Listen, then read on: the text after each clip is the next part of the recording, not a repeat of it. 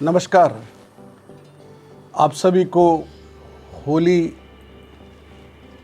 यानी पटवास विलासिनी, आप कहेंगे ये क्या है? आज इन्हीं सब प्रश्नों का उत्तर दें उससे पहले आप सभी को होली और धुलंडी की, धूली वंदन की हार्दिक शुभकामनाएं। होली मूलतः होला का है। ये 20 प्रचलित वैदिक क्रीड़ाओं में से एक है। वात्सायन ने इसके बारे में वसंतोत्सव, मदनोत्सव और कामोत्सव के बीच में इसे उत्सर्ग के रूप में यानी पीक के रूप में इसे बताया है। मूलतः होली जलाने की जो एक परंपरा है, यह मूलतः वैदिक सोम यज्ञ है। एक ऐसा अनुष्ठान होता था जहाँ पर सोमलता, पुतिका और अर्जुन वृक्ष से निचोड़कर सोमरस बनाया जाता था और उसको पीने से पहले उल्लासमय हंसी ठट्टा का वातावरण बनाया जाता था। उसमें ब्राह्मण जो बात कहते थे वो अभिगर कहलाती थी और जो शूद्र जो बात करते थे, गाली गलौज करते, वो अपगर कहलाती थी। तो आपस में उस समय किसी भी वर्ग में किसी प्रकार का विवाद न हो, इसलिए आपस में ये दिन मिल बैठकर सोम रस पीने का और सोम यज्ञ करने का और उसके बाद गाली गलौज के माध्यम से अपने अंदर की जो कैथारसिस है अपनी सारी उसको निकालने का है। वैसे मूलतः होली जलाना को संवत्सर जलाना भी बोलते हैं। क्यों? क्योंकि होली से ठीक 15 दिन बाद नव संवत्सर आता है। तो पुराने संवत्सर को, इस पुराने संवत्सर को हम जलाते हैं, यानी पिछले वर्ष की जितनी भी बुरी बातें हैं, बुरी स्मृतियां हैं, कुछ हमारी बुरी ऐसी घटनाएं हैं जो हमारे जीवन में घटित हुई, वो आज के दिन होली का दहन के दिन हम उसको कटु स्मृतियों को जला डालते हैं।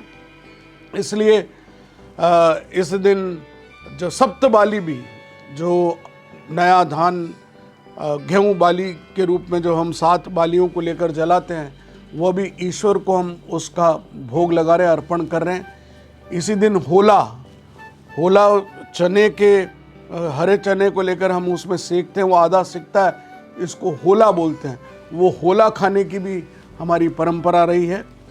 इस दिन कहते हैं कि माँ कामाक्षी की भी पूजा की जाती है, जो एक हाथ में गन्ना लिए हुए और एक हाथ में फूल, यानी रस पीना है। गन्ना बहुत कठोर है, उसको निचोड़ना पड़ता है, और ये फूल बहुत कोमल है। इन दोनों को मिलाकर हम जीवन के रस का आनंद ले सकते हैं। मदनोत्सव से भी इस बात को जोड़ा हुआ है, यानी कामास्त दाग्रे संवर्तताति, यानी हमारे 4 पुरुषार्थों में तीसरा काम है। काम को भी इसमें महत्वपूर्ण माना है और कहते हैं कि होलिका दहन के दिन ही भगवान शिव ने कामदेव का जो है, कामदेव को भस्म किया था। इसलिए इस मदनोत्सव के रूप में भी इसको मनाया जाता है। ये काम जब भस्म हो गया तो प्रत्येक इंसान में जीवित हो गया।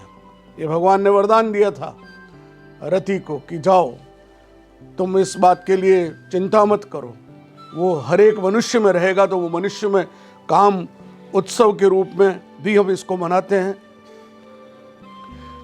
ये होली केवल भाईचारे का त्यौहार कब से बना, इस पर भी एक विषय है कि जब शाहजहां ने ईद गुलाबी के रूप में इसको बनाया था, तब ये सबरस्ता का त्यौहार भी बन गया। और धूली वंदन हम करते हैं। मूलतः जो पटवास विलासिनी उत्सव था वो कालांतर में होली बन गया। आज के दिन हम अपने अंदर की मत्सरता, हमारे अपने अंदर की जितनी भी ईर्ष्या, द्वेष, सब उसको होली में जलाते हैं। और दूसरे दिन जब ये पुराना चला गया, अब नया आएगा, तो नए उत्साह के रंग, उमंग के रंग, लाल उत्साह का प्रतीक है, हरा हमारी वृद्धि का प्रतीक है, पर्यावरण का प्रतीक है, सफ़ेद रंग समस्त रंगों का प्रतीक है। इन सब रंगों को मिलाकर जीवन को हम उत्कर्ष की ओर ले जाते हैं। तो आइए आज होली के अवसर पर हम सब मिलकर इस होली को यादगार बनाएं, इस कोरोना काल को हम समाप्त कर सकें। नव संवत्सर से जब फिर राक्षस संवत्सर प्रारंभ होगा तब हम अपने जीवन में कुछ नए उत्कर्ष और उत्साह को फिर से इकट्ठा कर सकेंगे और मई के बाद ये परिस्थितियाँ बदलेगी और कोरोना जाएगा। मैं एक बार पुनः आप सबको, चूँकि हम मेवाड़ के लोग हैं, महाराणा प्रताप का भी राज्याभिषेक होली के दिन हुआ था। धुलंडी के दिन कहते हैं वो आखेट खेलने गए, यानी शिकार करने गए, इसलिए कई लोग आज भी उस परंपरा को उसी से जुड़े हुए हैं।